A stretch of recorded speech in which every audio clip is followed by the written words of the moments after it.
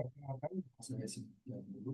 Saya dari Prodi Computer Science dengan NIM 2802647373. Di sini saya akan menjelaskan secara pribadi tentang proyek yang telah saya dan kelompok saya lakukan dalam mata kuliah karakter Holding Pancasila.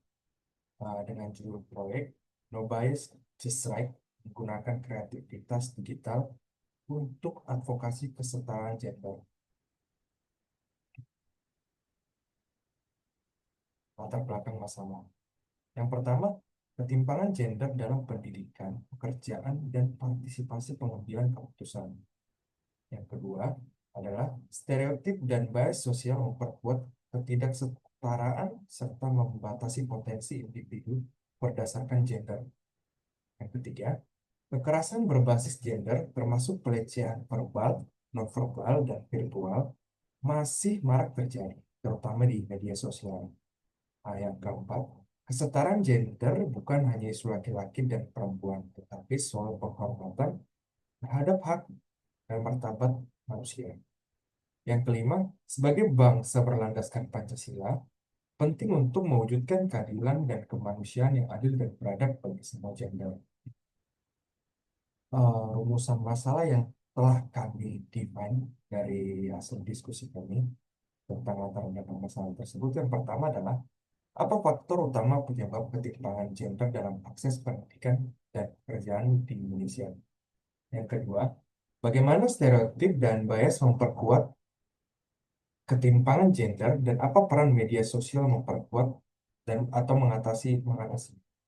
Yang ketiga, bagaimana kasus kekerasan berbasis gender di media sosial memengaruhi persepsi dan upaya untuk mencapai kesetaraan gender serta langkah-langkah untuk menanganinya melalui advokasi digital. Yang keempat, bagaimana kampanye advokasi digital dapat meningkatkan pemahaman publik dan mengurangi bias gender sejalan dengan nilai-nilai Pancasila. Solusi yang kami tawarkan adalah yang pertama, kampanye edukasi publik melalui media sosial. Yang kami maksud dengan kampanye edukasi publik melalui media sosial adalah uh, seperti membuat konten edukatif seperti infografis atau dan video singkat untuk menjelaskan pentingnya kesetaraan gender itu. Yang kedua, diskusi interaktif dan webinar online. Diskusi interaktif itu menyelenggarakan seperti live Instagram atau Zoom talk show dengan aktivis dan ahli gender untuk membahas isu nyata yang terjadi di Indonesia. Yang ketiga, kolaborasi dengan influencer dan komunitas.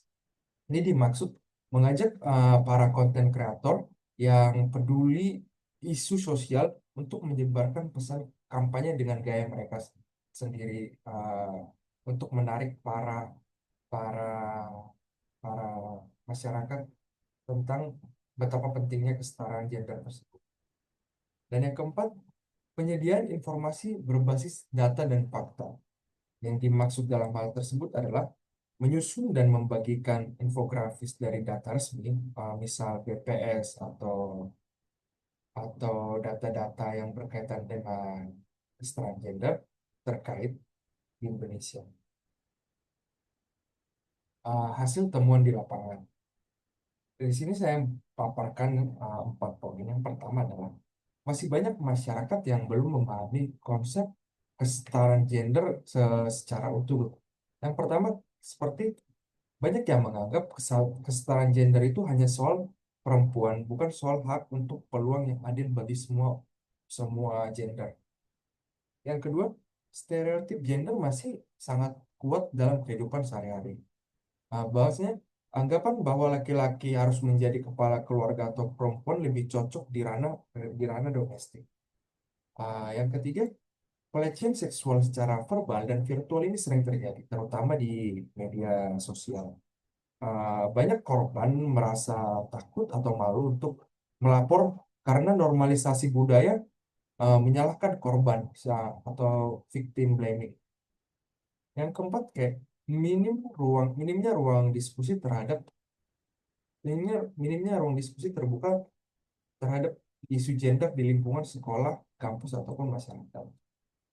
Isu kesetaraan gender sering dianggap sensitif atau tabu untuk dibicarakan secara terbuka. That's why minimnya ruang diskusi tersebut. Refleksi pribadi.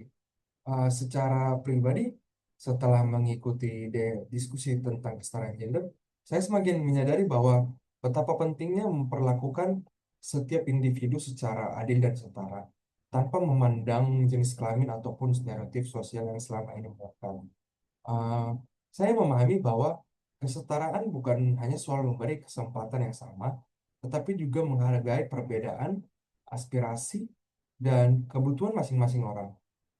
Diskusi ini membuka mata saya terhadap berbagai bentuk bias dan diskriminasi yang mungkin secara tidak sadar pernah saya lakukan, baik dalam ucapan atau tindakan sehari-hari dan hal yang lainnya. Oleh karena itu, saya merasa perlu untuk secara aktif mengubah sikap dan cara berkomunikasi saya menjadi lebih inklusif, empatik, dan terbuka terhadap keberagaman.